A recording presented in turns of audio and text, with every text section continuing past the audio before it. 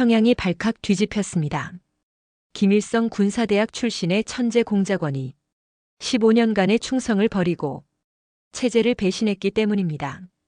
두 번의 성공적인 침투 작전으로 대한민국에서 정치인을 북한까지 모시고 가서 최고 훈장까지 받았던 엘리트 간첩. 저는 조국을 위해 목숨을 바칠 각오로 살아왔습니다. 하지만 이제 진실을 말하고 싶습니다. 도대체 그는 무엇을 보았기에 모든 것을 버리고 자유를 택한 걸까요? 김정은은 무엇이 겁나기에 이토록 혈안이 되어서 이 간첩을 잡으려고 하는 걸까요? 지금까지 세상에 알려지지 않은 북한 공작원의 충격적인 고백. 지금 시작합니다. 잠깐 1초만 시간 내어주세요. 구독과 좋아요, 알림 설정은 진실을 알리는데 큰 힘이 됩니다. 안녕하세요. 저는 장수혁입니다.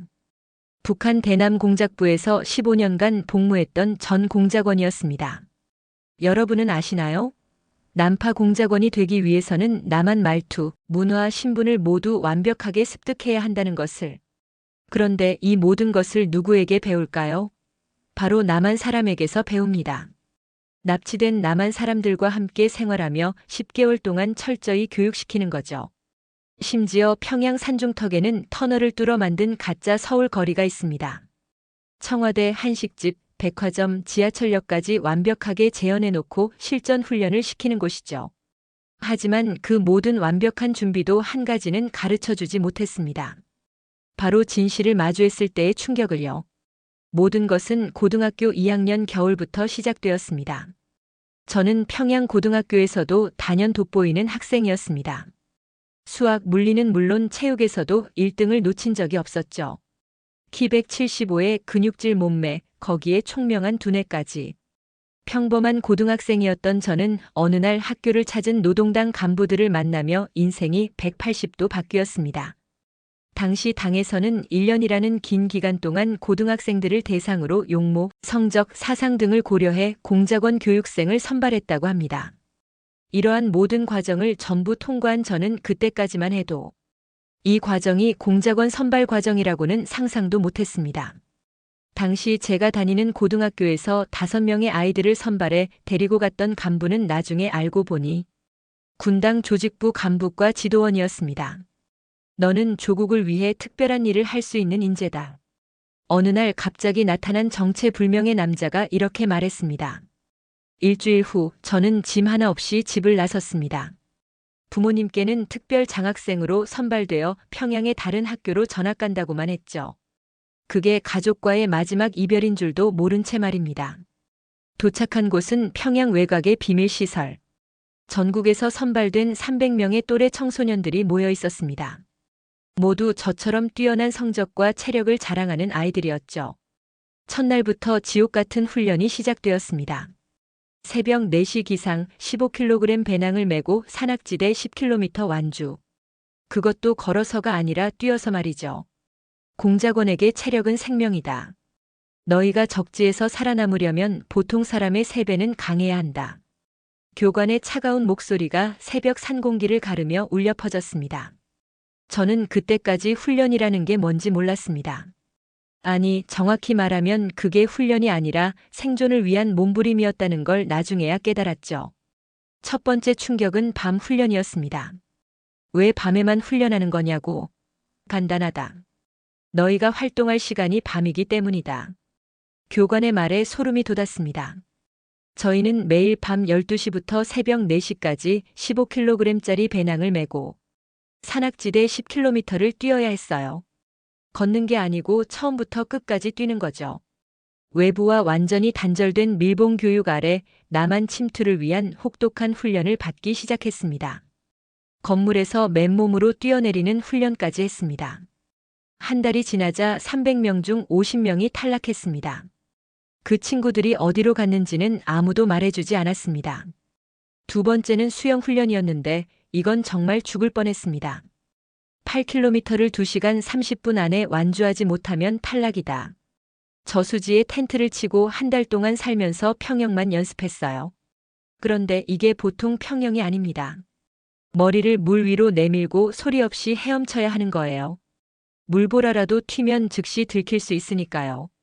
처음에는 1km도 못 갔습니다. 하지만 하루 종일 물에서만 사니까 어떻게든 늘더라고요. 한 달 후엔 8km를 2시간 20분에 완주할 수 있었습니다. 이때도 50명이 더 떨어졌어요. 하지만 진짜 충격은 따로 있었습니다. 3년 차에 들어가면서 저희에게 특별한 강사들이 배정됐어요. 처음 만났을 때 깜짝 놀랐습니다. 완전히 남한 사람 말투였거든요. 안녕하세요. 저는 박 선생입니다. 알고 보니 그 사람들은 납치된 남한 사람들이었습니다. 고등학교 다니다가 납치된 사람, 유학 갔다가 납치된 사람들이죠. 이 사람들이 저희와 24시간 함께 살면서 10개월 동안 남한 말과 문화를 가르쳤습니다. 첫날부터 문화 충격이었어요. 샴푸라는 걸 처음 봤는데 저는 그게 머리 기름인 줄 알았습니다.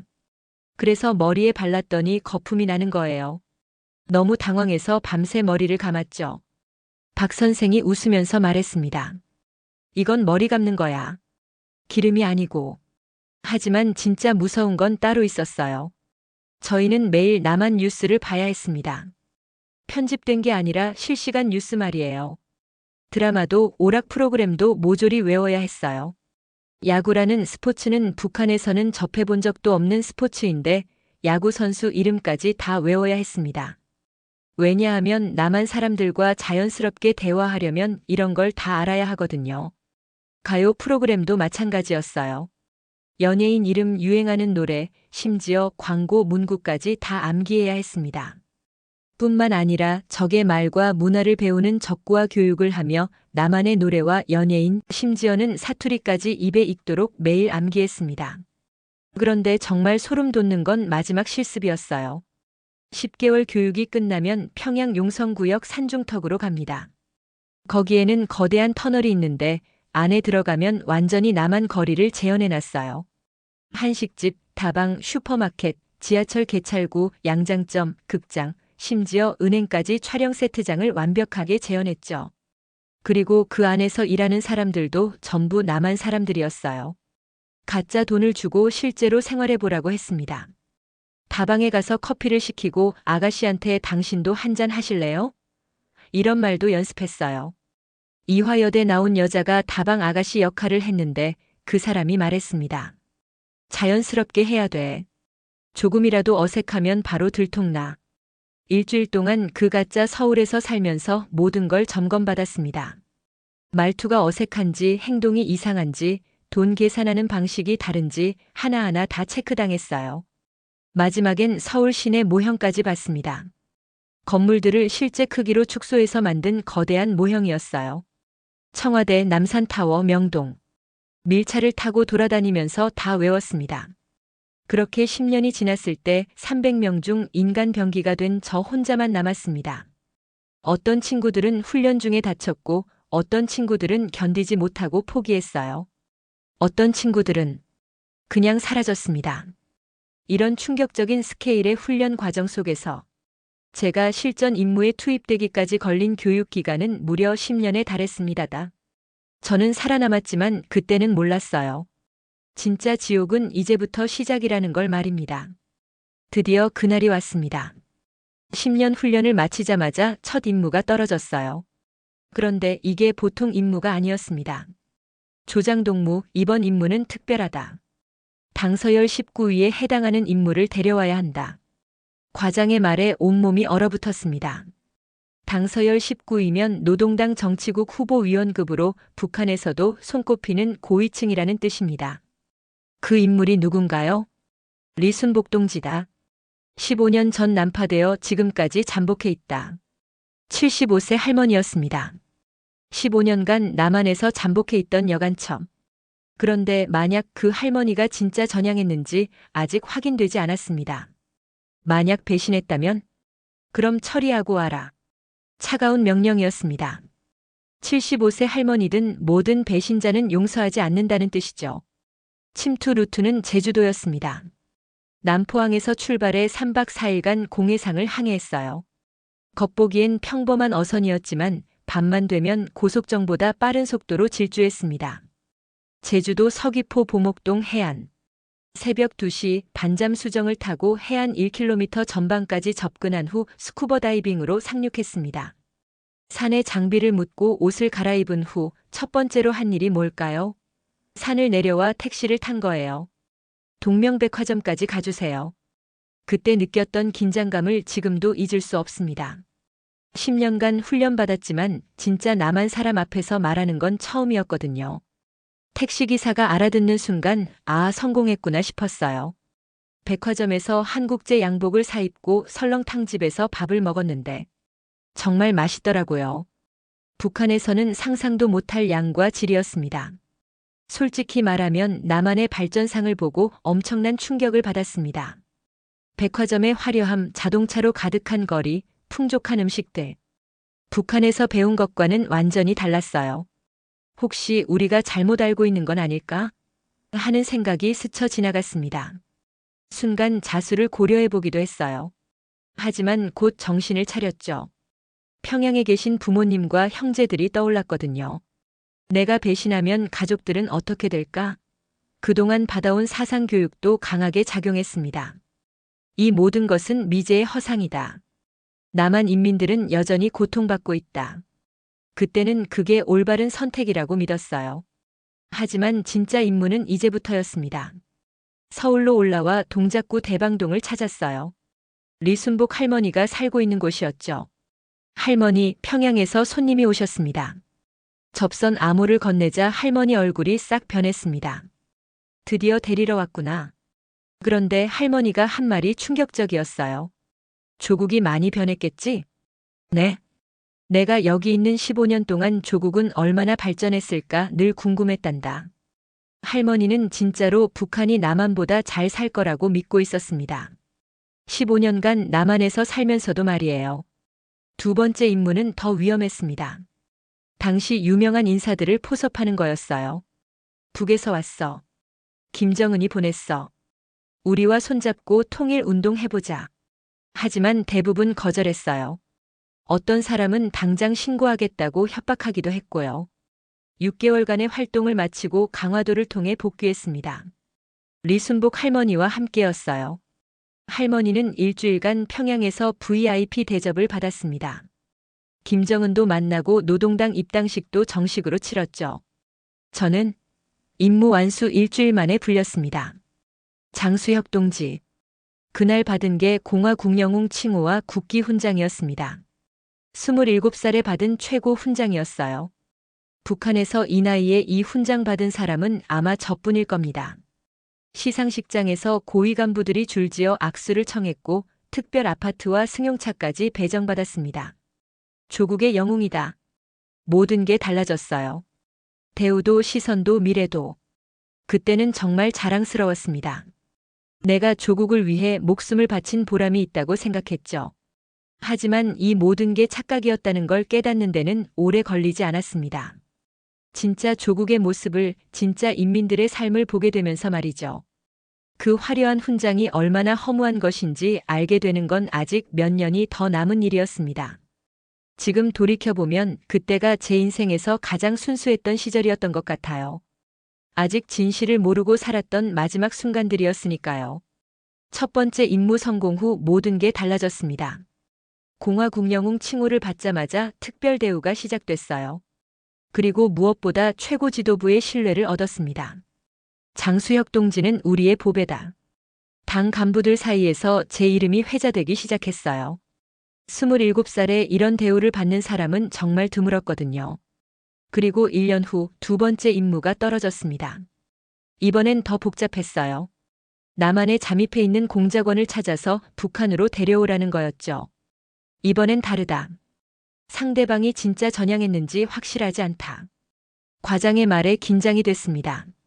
만약 그 사람이 배신자라면 저도 위험에 빠질 수 있었거든요. 그래도 조장동지라면 할 수 있을 거다. 검증된 실력 아닌가. 타겟은 유명한 인사였습니다. 하지만 15년간 연락이 끊긴 상태였습니다. 이번에도 제주도로 침투했어요. 하지만 이번엔 무전기와 공작금까지 준비해서 왔습니다. 서울에서 그 사람을 만나는 순간이 가장 긴장됐습니다. 평양에서 손님이 왔습니다. 뭐라고? 15년 만에 듣는 접선 암호에 그 사람은 완전히 얼어붙었어요. 손이 덜덜 떨리는 게 보였습니다. 잠깐만 이게 무슨. 하지만 놀랍게도 그 사람은 거부하지 않았어요. 북한에 가보고 싶긴 했는데 정말 갈 수 있습니까? 오히려 호기심을 보였습니다. 아마 북한이 얼마나 발전했는지 궁금했던 것 같아요. 일주일만 시간을 내주실 수 있습니까? 일주일이면 가능합니다. 그렇게 또다시 강화도를 통해 북한으로 들어갔습니다. 이번엔 3명이었어요. 저 조원 그리고 그 남한 인사까지. 해주항에 도착하자마자 VIP 대접이 시작됐어요. 헬리콥터로 평양까지 직행했습니다. 헬리콥터를 처음 타보는데 정말 빠르네요. 그 사람은 신기해하면서도 긴장하고 있었어요. 평양에 도착해서 일주일간 완전히 다른 사람으로 변했습니다. 만수대 동상 참배, 김일성 생가 견학, 평양 시내 관광. 모든 일정이 특별 대우였어요. 조국이 이렇게 발전했다니 믿기지 않습니다. 그 사람은 진심으로 감동하고 있었어요. 남한에서 15년 살면서도 북한의 발전상을 제대로 몰랐던 거죠. 그리고 마지막 날 드디어 그분을 뵙게 됐습니다. 김정은 위원장이었어요. 수고했다. 조국을 위한 그대의 노고를 잘 알고 있다. 직접 악수를 나누시면서 격려의 말씀을 해주셨습니다. 그 순간 정말 온몸이 떨렸어요. 남한 인사와의 면담도 있었습니다. 남조선 동포도 조국 통일을 위해 함께 하겠다는 뜻인가? 네, 그렇습니다. 분단의 아픔을 끝내고 싶습니다. 정식 노동당 입당식까지 치러졌어요. 당기를 배경으로 선서하는 모습을 보니까 정말 뿌듯했습니다. 마지막 날 김정은 동지께서 직접 말씀하셨습니다. 장수혁 동지의 공로가 크다. 이런 성과를 또 만들어내다니. 그 자리에서 또 다른 훈장을 받았어요. 금성 메달이었습니다. 28살에 이런 영광을. 조국이 자랑스럽습니다.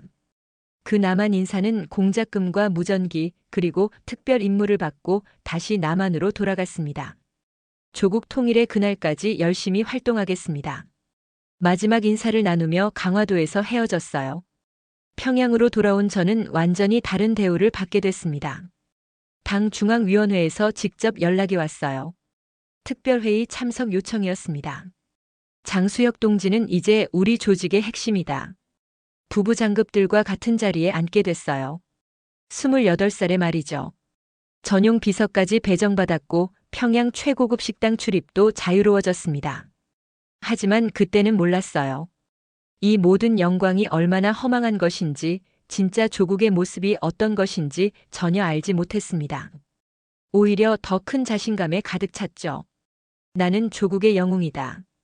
통일을 위해 더 큰 일을 해내겠다. 그런 순수한 믿음이 완전히 깨어지는 건 아직 몇 년이 더 남은 일이었습니다. 2번의 성공적인 임무 후 저는 당 중앙위원회 핵심부에 자리를 잡았습니다. 28살에 이런 위치에 오른 사람은 정말 드물었어요. 고위 간부들과 함께 회의에 참석하고 국가 기밀을 다루는 일상이 시작됐습니다. 하지만 그때부터 보게 된 것들이 제 인생을 완전히 바꿔놓았어요. 첫 번째 충격은 최경록 차수의 아들을 만났을 때였습니다. 회의 후 식사 자리에서 그 친구 손목에 반짝이는 걸 봤어요. 야, 시계 좀 보자. 롤렉스 금시계야. 어디서 났어? 아버지가 선물로 받은 거. 이런 거 5개 있어. 김정은이 선물로 준 시계를 아들한테 하나 넘겨준 거였죠. 그 시계 하나가 일반 노동자 몇 년치 월급이었는데 말이에요. 2번째는 김인철의 아들 김정훈이었습니다. 항일투사 김인철의 아들로 조직부장을 하고 있었는데 이 친구는 아예 도를 넘었어요. 주머니에 달러를 가득 넣고 다니면서 평양의 예쁜 여자들은 닥치는 대로 건드렸습니다. 그것도 공공연하게 말이에요. 야, 저 처자 이쁘네. 한번 불러봐. 부장님, 그 여자는 결혼했습니다. 그게 뭔 상관이야? 돈 주면 되지. 그런데 정말 충격적인 건 아무도 이걸 문제 삼지 않는다는 거였어요. 오히려 다들 알아서 눈치를 보며 비위를 맞춰줬습니다. 권력자의 자식이니까 뭘 해도 괜찮다는 식이었죠. 저는 점점 의문이 들기 시작했습니다. 이게 인민의 나라인가? 이게 우리가 꿈꾸던 사회주의인가? 어릴 때부터 배운 건 달랐어요. 모든 사람이 평등하고 노동자와 농민이 주인인 나라라고 했잖아요. 그러다가 결정적인 순간이 왔습니다. 평양 신발 공장 실태 보고서를 검토하게 됐어요. 공장 현황을 보는 순간 온몸이 얼어붙었습니다. 마지막 설비 투자가 언제였는지 아세요? 21년 전이었어요. 21년 동안 한 푼도 투자하지 않았던 거죠. 이 공장 지금 돌아가고 있습니까? 기계는 다 고장났는데 노동자들은 매일 나와서 기계만 닦고 있습니다. 자재는 없어서 일을 못합니다. 그런데 그 돈들은 어디로 갔을까요? 만수대 동상 수만 개 건설비, 김씨 가문 우상화 사업, 특권층들의 호화 생활. 거기로 다 들어간 거였어요. 일반 인민들이 피땀 흘려 일한 대가는 온데간데 없고 모든 게 김씨 가문과 그 측근들 배만 불린 셈이었죠. 어느 날 평양 거리를 걸으면서 깨달았습니다. 화려한 고층 빌딩들 사이로 보이는 뒷골목의 현실을 말이에요. 남루한 옷차림의 사람들, 영양실조로 야윈 아이들, 전기도 제대로 들어오지 않는 집들. 아, 이건 인민의 나라가 아니야. 김씨 왕조야. 그 순간 지난 세월 받아온 모든 교육이 거짓말이었다는 걸 깨달았어요. 밤잠을 설치며 혼자 생각했습니다. 내가 목숨을 바쳐 충성한 조국이 가짜였다고. 내가 받은 훈장들, 그 영광들이 다 허상이었다고. 더 충격적인 건 이런 현실을 알고 있는 고위 간부들이 아무도 문제 제기를 하지 않는다는 거였어요. 오히려 김정은 앞에서는 더욱 충성스럽게 굴면서 자신들의 기득권만 챙기고 있었죠. 위원장님, 인민들이 위원장님 덕분에 행복해하고 있습니다. 거짓말을 태연하게 하는 모습을 보며 역겨움을 느꼈어요. 그때부터 저는 완전히 다른 사람이 됐습니다. 겉으로는 여전히 충성스러운 간부인 척했지만 속으로는 이 체제가 무너져야 한다고 생각하게 됐어요. 이런 나라가 통일을 한다고. 남한 사람들까지 이런 고통을 당하게 할 순 없다. 하지만 아직은 혼자만의 생각이었어요. 누구에게도 말할 수 없는 위험한 생각이었거든요. 그런데 이 모든 게 단순한 환멸로 끝나지 않는다는 걸 알게 되는 건 얼마 후의 일이었습니다. 그날은 평범한 화요일이었습니다. 아침 7시 늘 그렇듯 당 중앙위원회 청사로 출근했어요. 하지만 뭔가 이상했습니다. 경비원들의 표정이 긴장돼 있었거든요. 오늘 무슨 일 있나? 모르겠습니다. 새벽부터 보이부 차들이 계속 들어왔는데 가슴이 서늘해졌어요. 보이부가 움직인다는 건 숙청이 시작됐다는 뜻이었거든요. 사무실에 도착하자마자 충격적인 소식을 들었습니다. 리 과장이 체포됐대. 뭐라고? 리 과장은 저를 가장 아껴주던 상관이었어요. 저를 난파 공작원으로 추천해준 사람이고 2번의 성공적인 임무 후에도 계속 후원해준 분이었죠. 반당반 혁명 혐의래. 새벽 3시에 집에서 끌려갔다고 해. 그때부터 악몽이 시작됐습니다. 리 과장과 관련된 모든 사람들이 조사 대상이 됐어요. 그의 부하들, 친분이 있던 간부들, 심지어 같은 식당에서 밥 먹던 사람들까지 말이에요. 장수혁 동지도 조사받아야 한다. 보이부 수사관이 제 사무실로 찾아왔을 때 다리가 후들후들 떨렸습니다. 저는 리 과장과 업무적인 관계뿐이었습니다. 그건 우리가 판단할 일이다. 조사는 3일간 계속됐습니다. 리 과장과의 대화 내용, 만난 횟수, 받은 지시사항 등 모든 걸 캐물었어요. 특히 난파 임무와 관련된 질문들이 계속됐습니다. 리 과장이 난파 임무를 지시할 때 다른 말은 안 했나? 체제에 대한 불만이나 의문을 표현한 적은 없나? 혹시 그로부터 이상한 책이나 자료를 받은 적은? 4번째 날 더 충격적인 사실을 알게 됐습니다.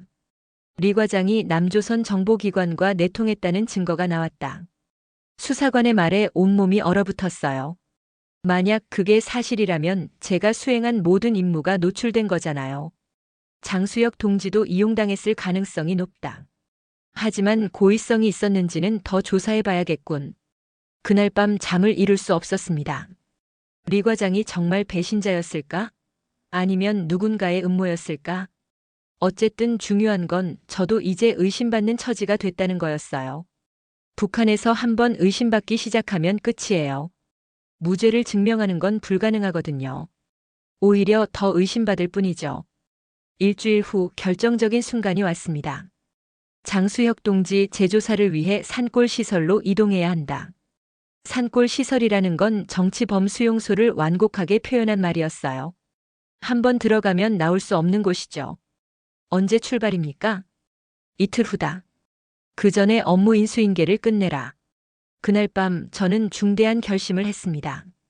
여기서 죽을 수는 없다. 북한 체제의 민낯, 그리고 지금 벌어지고 있는 불합리한 숙청, 이 모든 게 한꺼번에 머릿속을 휘몰아쳤어요. 내가 목숨 바쳐 충성한 조국이 나를 배신하고 있잖아. 탈북을 결심하는 순간이었습니다. 하지만 쉽지 않았어요. 감시가 너무 심했거든요. 보위부에서 24시간 저를 지켜보고 있었으니까요. 그래도 방법은 있었어요. 제가 공작원 출신이라는 게 오히려 도움이 됐습니다. 감시를 피하는 기술, 위장하는 방법, 국경을 넘는 루트, 모든 걸 알고 있었거든요. 계획을 세우기 시작했습니다.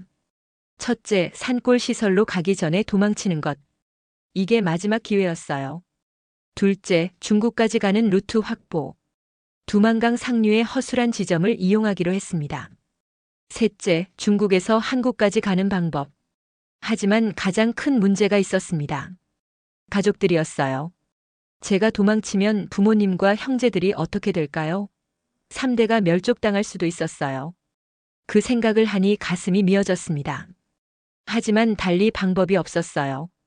여기 남아서 죽으면 가족들도 어차피 연좌제로 고통받을 테니까요. 마지막 하루 동안 모든 걸 준비했습니다. 비상금으로 모아둔 달러, 중국에서 쓸 수 있는 위조 신분증, 그리고 한국에 가서 증명할 수 있는 기밀 정보들. 가장 중요한 건 타이밍이었어요. 출발 전날 밤 마지막으로 평양 야경을 바라봤습니다. 30년간 제 삶의 전부였던 이 도시를 이제 영영 보지 못할 수도 있다는 생각에 눈물이 났어요. 하지만 후회는 없었습니다. 진실을 알게 된 이상 거짓 속에서 살 순 없었거든요. 그날 밤 11시 저는 평양 아파트를 마지막으로 나섰습니다. 내일 아침이면 산골 시설로 끌려갈 예정이었어요. 하지만 저는 다른 선택을 했습니다. 죽음보다는 자유를 택한 거죠. 가방 하나에 모든 걸 담았어요. 비상금으로 모아둔 달러 2만 불, 위조 신분증, 그리고 한국에 보여줄 기밀 정보들까지. 첫 번째 관문은 평양역이었습니다. 새벽 첫 차를 타야 했어요. 하지만 역에는 보위부 요원들이 깔려 있었습니다. 혹시 제가 도망칠 걸 예상했던 걸까요? 신분증 검사합니다.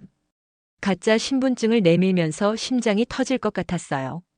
하지만 15년간의 공작원 훈련이 빛을 발했습니다. 출장 가시는 건가요? 네, 청진 기계공장 실태 조사차 갑니다. 태연하게 대답했지만 등에는 식은땀이 흘렀어요. 함경북도 청진까지 8시간의 기차 여행이 시작됐습니다. 중간중간 검문이 있었지만 무사히 통과했어요. 하지만 진짜 위험은 이제부터였습니다. 청진에서 두만강까지는 버스로 2시간. 국경지대로 갈수록 검문이 더 심해졌어요. 왜 국경 쪽으로 가시는 거예요? 국경경비대 부식 공급 실태를 점검하라는 지시입니다. 공작원 시절 배운 거짓말 기술이 생명을 구했어요. 드디어 두만강 앞에 섰을 때는 밤 10시였습니다. 12월 중순 강물이 꽁꽁 얼어 있었어요. 하지만 곳곳에 경비 초소가 보였습니다. 3시간을 기다렸어요. 경비들의 순찰 패턴을 파악하면서 말이죠. 공작원 출신답게 관찰력은 뛰어났거든요. 새벽 1시 드디어 기회가 왔습니다. 얼음 위를 기어서 건너기 시작했습니다. 중간에 얼음이 갈라지는 소리가 날 때마다 심장이 멎는 줄 알았어요. 하지만 포기할 순 없었어요. 30분 만에 중국 땅에 발을 디뎠을 때의 그 해방감을 어떻게 표현할까요? 하지만 진짜 위험은 이제부터였습니다. 중국 공안에게 잡히면 바로 북송이었거든요. 연변 지역 조선족 마을에서 하룻밤을 보낸 후 브로커를 찾았습니다. 하지만 브로커도 믿을 수 없었습니다. 돈만 받고 공안에 신고할 수도 있었거든요. 그래서 저는 다른 방법을 썼어요. 나 공작원 출신이야. 잘못하면 너도 죽는다. 15년간 훈련받은 인간 병기라는 걸 슬쩍 보여줬죠. 브로커 얼굴이 새파래졌어요. 알겠습니다. 안전하게 모셔다 드릴게요. 베이징까지는 기차, 거기서 곤명까지는 비행기였습니다. 가짜 중국 신분증을 받고 완전히 다른 사람이 됐어요. 하지만 공항에서 제일 무서웠습니다. 여행 목적이 뭔가요? 관광입니다.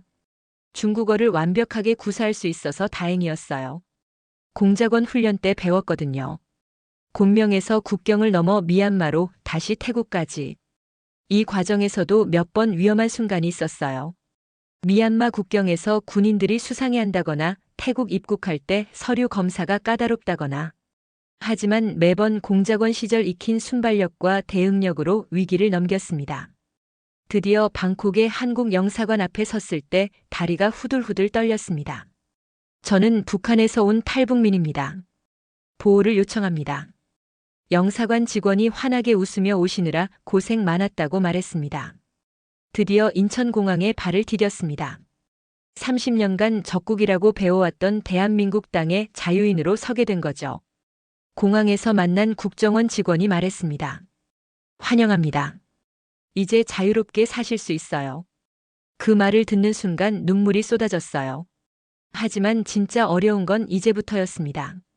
북한에 남겨둔 가족들에 대한 죄책감, 완전히 다른 사회에 적응해야 하는 두려움, 그리고 과거를 털어놓아야 하는 부담감까지. 자유를 얻었지만 동시에 새로운 시련이 시작된 거였어요. 하지만 한 가지는 확실했습니다. 더 이상 거짓 속에서 살지 않아도 된다는 것, 진실을 말할 수 있다는 것, 그리고 무엇보다 두려움 없이 잠들 수 있다는 것이었어요. 그날 밤 국정원에서 처음으로 자유인으로서의 잠에 들면서 생각했습니다. 이제 진짜 내 인생이 시작이다. 국정원에서 충격의 연속이었습니다. 가장 놀란 건 국정원 직원들의 태도였습니다. 편하게 앉으세요. 차 한 잔 드릴까요? 북한에서는 한 번 잡히면 죽는다고 배웠는데 여기서는 인격적으로 대우해주는 거였어요. 우리는 당신을 적으로 보지 않습니다. 새로운 삶을 시작하는 분으로 생각해요. 김 과장이라는 분이 말했을 때 정말 믿어지지 않았습니다. 조사 과정도 전혀 달랐어요. 억지로 말하라고 강요하지 않겠습니다. 준비되면 천천히 얘기해 주세요. 북한에서였다면 고문당하면서 모든 걸 토해내야 했을 텐데 말이에요. 저는 15년간 공작원이었습니다. 2번의 난파 임무를 수행했고 제 경험담을 듣던 직원들이 놀라워했어요. 이런 정보는 처음입니다. 정말 귀중한 증언이에요. 제 정보가 생각보다 많은 도움이 됐습니다. 북한 공작부서 조직도, 침투 루트, 공작원 훈련 과정. 모든 게 한국 정보당국에는 중요한 자료였어요. 다른 간첩들을 분석할 때 장수혁 씨의 조언이 큰 도움이 됩니다. 실제로 몇 번 간첩 사건 수사에 자문을 해달라는 요청을 받기도 했어요. 이 사람 행동 패턴을 보면 정말 공작원 같습니다. 맞습니다. 저런 식으로 행동하도록 훈련받거든요. 사회 정착 과정에서 진로 문제가 나왔습니다. 앞으로 뭘 하고 싶으세요? 신문 기자를 해보고 싶습니다. 북한 관련 기사들이 많이 틀렸거든요. 하지만 국정원에서 다른 제안을 했어요. 기자는 곤란합니다. 대신에 국군기무사령부에서 분석관을 해보시는 게 어떨까요? 안정적이고 전문성도 살릴 수 있어요. 그래서 국군기무사령부에서 공무원 생활을 시작했습니다. 북한군 동향 분석, 간첩 사건 수사 지원, 대북 정보 분석. 제 경험이 딱 맞는 일이었어요. 8년간 일하면서 많은 걸 배웠습니다. 특히 한국의 민주주의가 어떻게 작동하는지 실감했어요. 장 분석관 의견 있으면 자유롭게 말해보세요. 북한에서는 상급자 말에 무조건 예만 해야 했는데 여기서는 토론하고 의논하는 게 당연했어요. 그 과정에서 결혼도 했습니다. 같은 직장에서 일하던 한국 여성과 사랑에 빠졌어요. 처음엔 제 과거 때문에 걱정했지만 그분이 먼저 고백했습니다.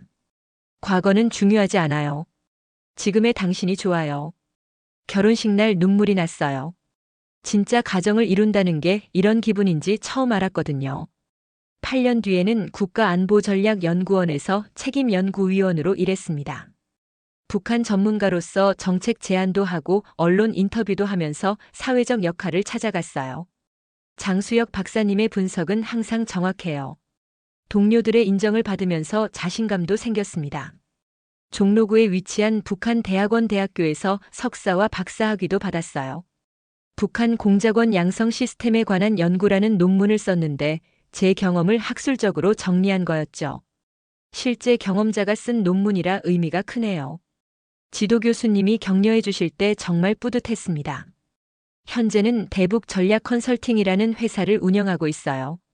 기업들이 대북 사업을 할 때 자문을 해주거나 정부 기관에 정책 제안을 하는 일이죠. 두 아이의 아빠가 되어 평범한 가장으로 살고 있습니다. 주말엔 아이들과 놀이공원도 가고 가족여행도 다녀요. 하지만 가장 소중한 건 자유입니다. 매일 아침 일어나서 오늘은 뭘 할까? 하고 생각할 수 있다는 것. 아무 걱정 없이 잠들 수 있다는 것. 내 의견을 자유롭게 말할 수 있다는 것. 북한에서는 상상도 못했던 일들이에요. 길을 걸으면서 생각해 봅니다. 한국의 민주주의, 자유시장 경제, 법치주의. 이 모든 게 얼마나 소중한 건지 많은 한국 사람들은 모를 거예요. 당연하다고 여기는 것들이 실제로는 얼마나 귀한 건지 말이에요. 물론 아직도 아픈 마음이 있습니다. 북한에 두고 온 가족들 생각을 하면 가슴이 아파요. 제가 탈북한 이후 숙청을 당했다는 소식을 들었습니다. 그 생각을 하면 밤잠을 이루지 못할 때도 있어요. 아빠, 왜 울어? 어느 날 5살 아들이 물었을 때 뭐라고 대답해야 할지 몰랐습니다. 그러나 언젠가는 통일이 되어서 가족들을 만날 수 있을 거라고 믿습니다. 그때까지 저는 이 자유로운 땅에서 제 몫의 역할을 다하며 살아갈 겁니다. 지금도 매일 감사하며 살고 있습니다. 진짜 자유가 뭔지, 진짜 행복이 뭔지 알게 해준 이 나라의 말이에요. 앞으로도 북한의 실상을 알리고 통일을 준비하는 일에 제 경험을 보탬이 되게 하고 싶습니다. 그게 자유를 선택한 제가 할 수 있는 최선의 보답이라고 생각하거든요. 북한에 계신 가족들께도 언젠가는 이해받을 수 있기를, 그리고 함께 자유를 누릴 수 있는 날이 오기를 간절히 바라면서 말이에요. 그럼 저의 북한에 있는 가족들도 행복하길 응원하신다면 구독과 댓글 부탁드립니다. 감사합니다.